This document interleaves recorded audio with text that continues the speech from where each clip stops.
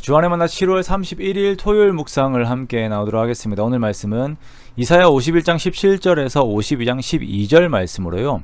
곤고하여 비틀거리는 자에게 라고 하는 제목으로 함께 묵상을 나오도록 하겠습니다. 곤고하다라고 하는 표현을 우리가 잘 쓰지 않는데요. 성경에서는 자주 볼 수 있는 인간의 상태에 대한 표현입니다. 곤고함이라고 하는 것은 그 사람의 사정이 참 어려운 것을 의미합니다. 가령 먹을 것이 없거나 몸이 너무 힘든 것, 삶의 무게에 눌렸는데 해결할 힘이 없는 상태 등을 곤고함이다 라고 이렇게 표현을 하죠. 곤고함이 나를 누르면 그 삶을 살아가는 것이 참 힘듭니다. 요즘 이제 코로나로 인하여 정말 많은 사람들이 곤고함 속에 살아가고 있습니다. 오늘 말씀에서는 이렇게 곤고함 속에 사는 모습을 이제 마치 술 취했을 때와 똑같다라고 이렇게 술 취했을 때 상태와 똑같이 표현을 하고 있어요. 즉 온전한 정신으로 살지 못하는 것입니다. 두려움에 흔들거리고 비틀거리고 절망에 흔들거립니다. 무게중심이 없는 삶을 살게 되는 것입니다. 하나님께서는 이러한 곤고함이 죄로 인한 하나님의 분노의 잔, 즉 징벌에 의한 결과다라고 이렇게 말씀을 하세요. 우리가 하나님을 배반하고 죄로 들어갔을 때에 하나님께서 그냥 그 속에 있는 우리를 내버려 두시고 하나님의 은총을 거두어 가셨을 때에 그 평안을 거두어 가셨을 때에 그때 밀려오는 곤고함은 감당이 되지가 않습니다. 그 상황에서 이것저것 방법을 찾아보며 쥐어보려고 하지만 아무것도 해결해주지 못해요. 18절에 보니까 내가 낳은 아들들 중에서 너를 인도할 자가 없다. 내가 양육한 모든 아들들 중에서 너를 이끌 자가 없다 라고 이렇게 표현을 하고 있습니다. 즉 내가 이룬 것들이 이 곤고함에서 나를 빼내어 평안으로 이끌 만한 그런 요소가 없는 것이에요. 자, 이것이 죄의 저주이고 사망의 권세입니다. 그런데 값없는 하나님의 사랑이 곤고함 속에 있는 이들에게 복음의 메시지를 들려주십니다. 하나님께서 그 분노의 큰 잔을 내 손에서 거두실 것이다. 오히려 그 잔을 너를 괴롭게 하던 자들의 손에 둘 것이다. 너를 가두었던 목줄을 스스로 풀게 될 것이다. 너희가 값없이 팔렸으니 돈 없이 속량되리라. 은혜이죠. 죄로 인하여 곤고함에 빠진 자들은 스스로 헤어나올 수 없는 상황입니다. 물에 빠진 경험이 있으신가요?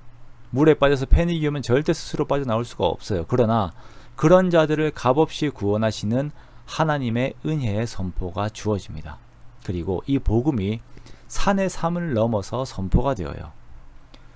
좋은 소식을 전하며 평화를 공포하며 복된 좋은 소식을 가져오며 구원을 공포하며 시온을 향하여 이르기를 내 하나님이 통치하신다 하는 자의 산을 넘는 발이 어찌 그리 아름다운가.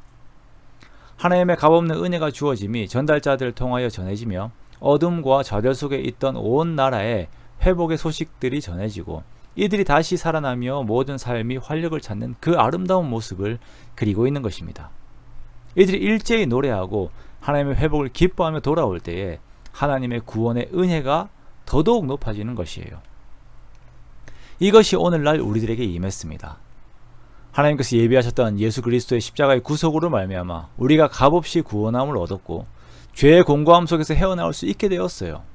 이러한 은혜의 역사를 주신 하나님을 찬양합니다. 우리의 삶에서 다시금 곤고함의 성격이 나를 장악하려고 할 때에 곤고함 속에서 오히려 예수님을 선포하였던 사도 바울의 고백처럼 그러므로 이제 그리스도 예수 안에 있는 자에게는 결코 정죄함이 없나니 이는 그리스도 예수 안에 있는 생명의 성령의 법이 죄와 사망의 법에서 너를 해방하였음이라 라고 우리도 선포하는 것입니다. 곤고함 속에 잡혀있지 마십시오. 거기에서 내가 어떻게 할까 고민하지 마십시오. 그것을 무너뜨리신 예수님을 선포하십시오. 마지막으로 예수님을 의지하는 자들은 두 가지의 생활 태도를 보입니다. 첫째는 하나님의 거룩을 추구하는 것입니다. 11절에 보면 부정한 것을 만지지 않고 정결함을 추구해요. 하나님의 은혜를 아는 자들은 더욱 하나님을 그리고 하나님의 거룩을 추구합니다.